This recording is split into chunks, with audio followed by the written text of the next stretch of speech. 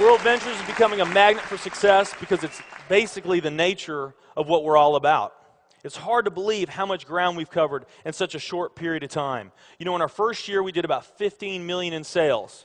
Our second year, we closed out at right at $50 million. That's over a 320% increase in our second year. And we are totally convinced that we will clear in our third year $100 million. And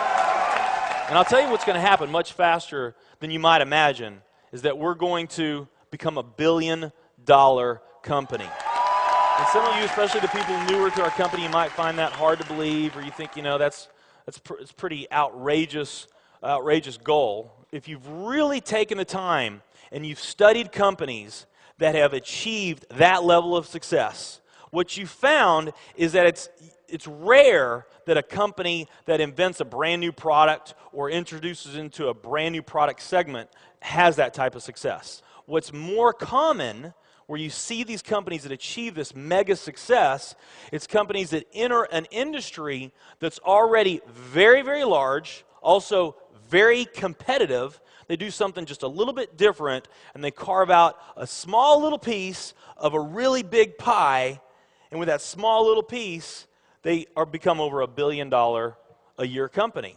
A great example of that is Cheesecake Factory. I mean, we all know how competitive and how big the restaurant business is. And Cheesecake Factory, they're not doing something that much different than everybody else. They're doing things just a little bit different. But they are a super success in business today. One of my favorite examples is Starbucks. I mean, how long has the coffee industry been around, and how big is the coffee industry? Okay, I mean, how many companies sell coffee? Starbucks, doing it just a little bit different. They carved out their piece, and now they're a multi-billion-dollar company. And I got a little demonstration that I want to show you that I think is kind of fun. The coffee industry is $100 billion. So $100 billion every year is spent around the world on coffee. Each one of these gumballs represents $1 billion in annual sales.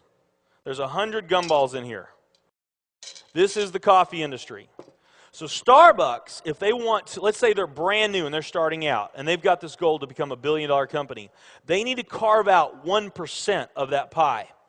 So they would need to have this much of that pie, 1%. So it's really, you know, a small percentage of this overall pie. They've been more successful than that. 2, 3, 4, 5, 6, 7, 8. They do about $8 billion in sales. That's a pretty significant portion of the entire worldwide global sales of coffee.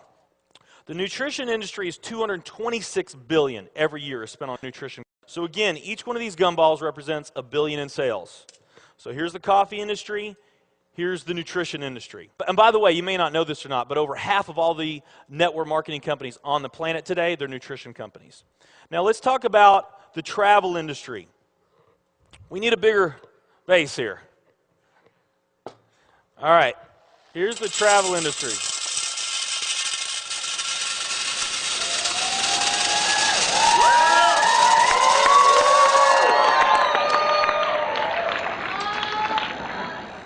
Pretty impressive, right? Well, it doesn't stop there.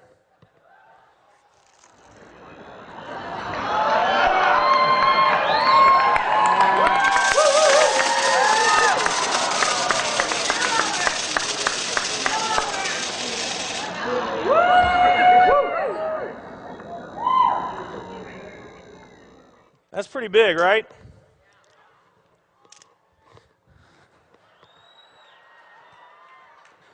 There's more.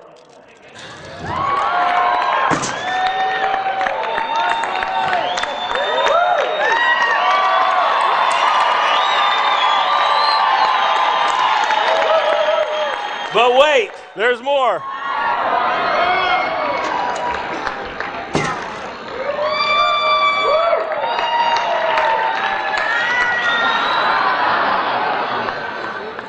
And one more.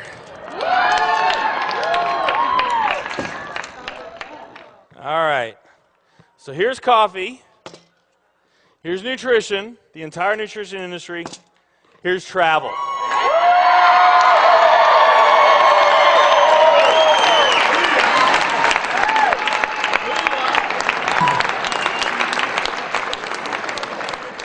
Travel industry is $7 trillion every year spent on travel. And they also say that the travel industry is going to grow from $7 trillion to $13 trillion over the next decade. Nutrition and travel.